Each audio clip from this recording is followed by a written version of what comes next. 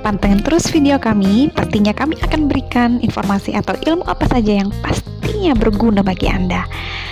Kali ini kami ingin memberi gambaran mengenai apa sih manfaat dari promo atau diskon. Biasanya ada perbedaan kebiasaan antara bapak-bapak dan ibu-ibu di rumah tangga ketika sedang berbelanja. Yang paling sering memperhatikan promo itu adalah ya jelas ibu-ibu. Kenapa? Ya, salah satunya yang bisa diambil sebagai sampel adalah saya.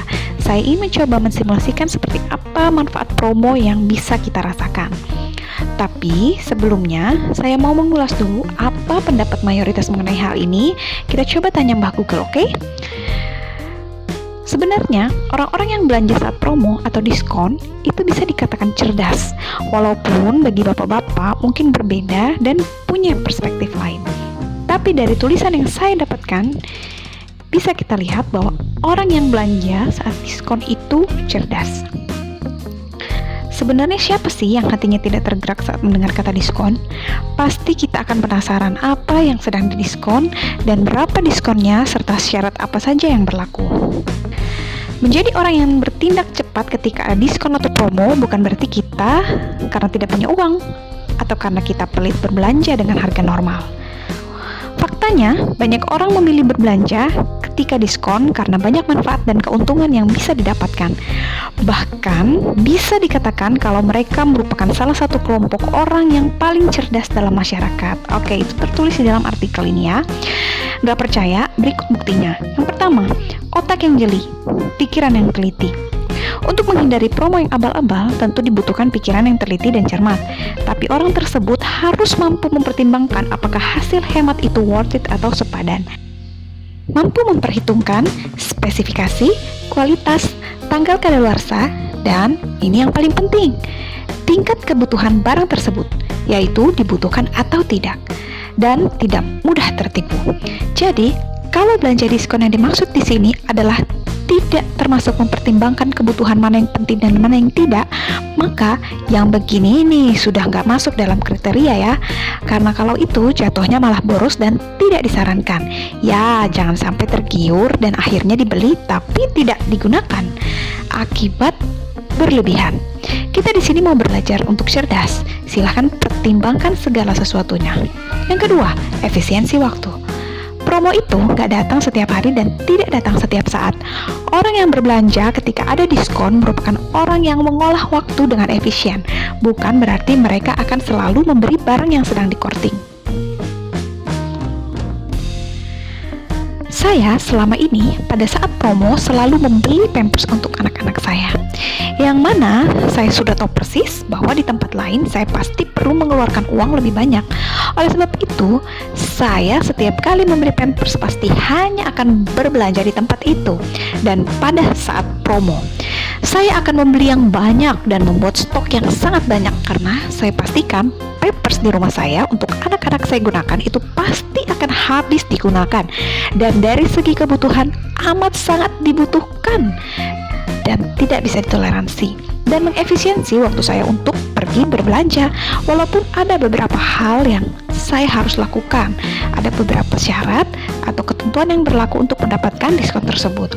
Di antaranya untuk menginstal aplikasi, biasanya juga kita harus menghitung dengan lebih teliti barang belanja yang kita gunakan dengan diskon agar tidak tertipu dengan diskonnya. Saya bisa menghemat minimal 20.000 per 2 bungkus Pampers sedang atau 1 Pampers besar, dan itu merupakan suatu penghematan yang menurut saya bijaksana. Oke. Kali ini saya akan memberikan simulasi. Simulasi yang akan saya berikan ini tidak bisa dicontohkan dengan Pampers karena saat ini tidak sedang dalam jadwal promo Pampers. Kali ini yang akan saya simulasikan adalah diskon penggunaan aplikasi Grab. Simulasi. Hari ini, Minggu 7 Juli 2020, aktivitas saya sudah dimulai dari sejak pagi. Saya sudah pergi ke pasar, sudah membersihkan ikan untuk 1 minggu ke depan, sudah masak untuk keluarga, sudah sarapan bersama, dan sudah cucian.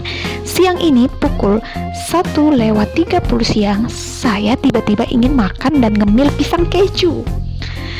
Ketika anak-anak sedang asik dengan kegiatannya sendiri, saya sedang iseng-iseng untuk membuka Grab.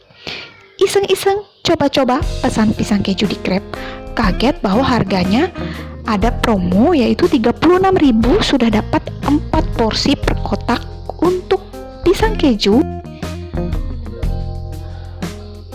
atau dengan harga 25.000 pisang yang hanya dengan coklat namun tanpa keju.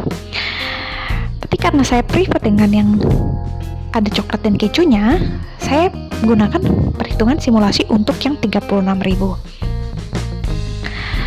Promo potongan yang diberikan adalah 20.000 potongan ditambah 4.000 potongan ongkir, dimana ongkirnya adalah 4.000, berarti ini kita tidak pakai ongkir ya, free ongkirnya. Jadi untuk 4 kotak pisang coklat keju Adina sama dengan 60.000 dikurang 24.000, yaitu 36.000 dibagi 4, yang jadinya per kotak keju pisang keju coklat Adina itu 9.000 per kotaknya dan tanpa ongkir. Cukup bayar 36.000 sudah dapat 4 kotak pisang keju. Sementara saya simulasikan, bila saya olah sendiri, saya harus membeli bahan. Yang pertama, 1 sisir pisang kepok dengan harga 15.000. Normal saya biasanya beli pisang kepok 15.000 karena saya juga termasuk cukup sering untuk bikin pisang goreng di rumah untuk cemilan saya dan keluarga. Normal selalu dapat harga 15.000 kalau beli di sekitar sini, dan itu biasanya sudah dapat yang besar. 2 tepung terigu 1 bungkus harganya 12.000. Untuk tepung terigu pasti akan tersisa dan tidak langsung habis. Kalau pisang kepok biasanya saya bisa habis, atau paling kalau tersisa hanya tersisa sedikit ya. Untuk minyak kita bisa pasti kira-kira menggunakan setengah liter. Kita hitung harganya 7.000, oke? Untuk keju cheddar itu kita 9.000. Kemudian coklat biasanya saya kalau buatnya nggak pakai coklat karena ribet ya, biasanya saya hanya pakai susu kental manis coklat dengan harga 9.000, dan total biaya adalah 52.000. Kita bisa bandingkan dengan membeli pisang keju Adina, saya hanya perlu mengeluarkan 36.000, sedangkan untuk saya olah sendiri saya mengeluarkan 52.000. Oke, ini tentu saja tidak akan sama harganya bila mana Adina sedang tidak promo ya, karena kalau Adina sedang tidak promo, harga normalnya adalah tadi 60.000, dan 60.000 itu kita setarakan dengan 52.000, di mana 52.000 ini kita kemungkinan tepungnya masih sisa, kejunya mungkin masih sisa, susu kental manis juga masih sisa, masih bisa digunakan untuk yang kedua kali. Nah, tapi kalau untuk yang saat ini kita pakai perhitungan bahwa 36.000 itu untuk harga promo, kita bandingkan dengan 52.000 yang harus saya keluarkan bila saya olah sendiri. Oke, saya simpulkan akan lebih murah dengan menggunakan promo saja, dan saya jamin 4 kotak dapatnya itu sangat banyak dan sangat puas pastinya. Yang kedua, dengan harga yang lebih murah, saya akan lebih menghemat tenaga dan waktu saya, karena saya masih harus melanjutkan aktivitas saya yang lain, yaitu menyetrika dan lain-lain sebagainya. Oke, 2 kriteria di atas saya coba ulas kembali supaya kita paham atau poin pentingnya ya. Yang pertama, tadi untuk 2 kriteria yang disebutkan dalam artikel yang sudah dibaca. Yang pertama, otak yang jeli dan pikiran yang teliti. Oke, sudah saya pertimbangkan soal spesifikasi, jelas sama dan mungkin lebih enak karena sudah pakai coklat lumer untuk pisang keju di Adina menggunakan Grab. Yang kedua, kualitas. Mungkin karena sedang di era pandemi, kita khawatir atau kita takut masakannya kurang, pisang kejunya nggak fresh atau gimana ya. Setahu saya, pisang keju Adina hanya dimasak atau digoreng pada saat ada pesanan dan tidak akan diberikan pada saat sudah dingin. Pasti baru digoreng dan panas-panas datangnya. Yang ketiga, tanggal kadaluarsa jelas nggak pakai kadaluarsa dong. Dan ini yang paling penting, tingkat kebutuhan barang tersebut tidak dibutuhkan atau dibutuhkan.